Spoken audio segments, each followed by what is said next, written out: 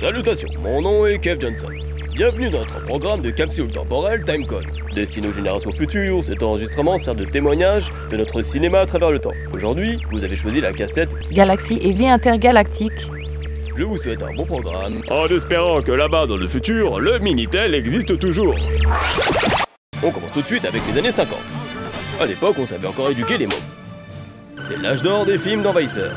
Soucoupes volantes et autres kitscheries se sont donné le mot pour venir nous pourrir la vie. Vous l'aurez compris, ça vient de l'espace, et déjà en 3D à l'époque.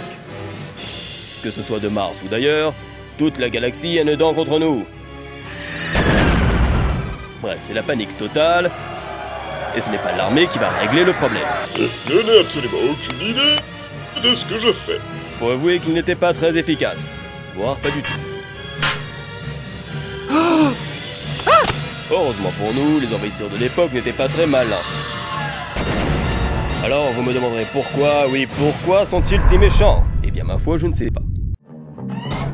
Heureusement, dans les années 60, on se détend. La galaxie change et devient un peu plus sexy, plus poilue, voire carrément plus tripante. Les pistolets laser font, autant dire que c'est un endroit beaucoup plus... Sauf pour Charlton Heston, qui est en plein bad trip sur la planète des singes. En même temps, c'est bien fait pour lui, il n'avait qu'à pas voter républicain. Mais à part lui, tout est carrément groové. La science fait des pas de géant et l'homme est allé dans l'espace. Et force est de constater qu'à part un iPhone 5 venu du ciel, et des lupiotes dans tous les sens, l'espace est un lieu froid, vide et stérile. Aucun alien en vue. Années 70, c'est ailleurs que ça se passe. Dans une galaxie où frères et sœurs s'aiment beaucoup, les pistolets laser font toujours. Ni Dieu ni maître, ici il n'y a que la force comme religion. Guerre intersidérale, empire et rébellion, les enjeux de ces héros venus d'ailleurs marqueront des générations.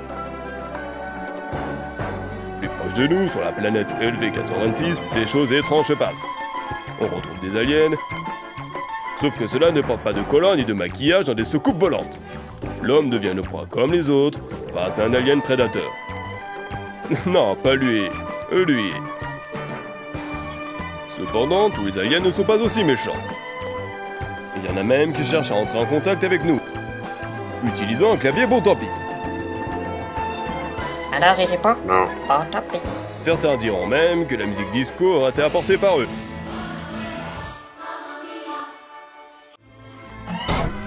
Nous voilà arrivés dans les années 80. Notre bonne vieille planète Terre devient une immense cabine téléphonique. Sans mon doigt. Et l'infâme Skeletor veut s'en emparer. Non, pas lui. Lui. Dolph Lundgren, alias Musclor, alias aussi, Masters of the Universe. réglera le contentieux. Alors que sur Arrakis, la planète des Freemen, Harkonnen et Atreides se bagarrent pour une histoire d'épices. Sans mon doigt. Sur la planète des Ewoks, on se fait un peu chier. Depuis que 6PO n'est plus là, on s'occupe comme on peut. Et ces petites boules de poils consanguines n'ont rien trouvé de mieux qu'un gros sosie de Justin Bieber. Est-ce que je vous dis que je suis pas Justin Bieber? Pendant ce temps-là, en France, au début des années 90, alors qu'Arnold Schwarzenegger a une sonde nasale, se fait torturer par des scientifiques et fait d'étranges rencontres sur Mars, cette dernière est de retour. Les petits bonhommes verts remettent le couvert. C'est la pagaille comme au bon vieux temps. À croire que ça les amuse. Comme d'habitude, ce n'est pas l'armée qui sera d'une grande aide, trop occupée à se faire découper sur Klendatu. Non, le mec fresh qui est dans la place, c'est Will Smith. Et dans toutes les situations, on peut compter sur lui. Vous allez en bouffer encore un moment. Ayons aussi une pensée émue pour Joe de Friends, perdu dans l'espace. Et enfin, les années 2000. Mars encore et toujours passionne. L'homme s'y voit déjà. Mais la population locale n'est pas franchement ravie par notre arrivée. Casse la tienne, on fera ce que l'homme fait de mieux, c'est-à-dire tous les égouiller. Et on peut compter sur The Rock et ses petits copains pour ça. Je vous rassure, la Terre reste toujours la cible préférée des envahisseurs. Sauf que maintenant, les films ressemblent au JT de 20h. Plus loin, en Antarctique, un groupe de scientifiques assiste bien malgré eux à la gênante confrontation Alien versus Predator.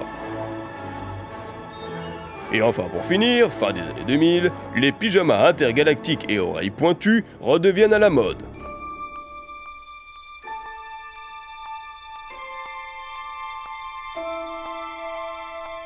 Ainsi s'achève notre odyssée dans le temps.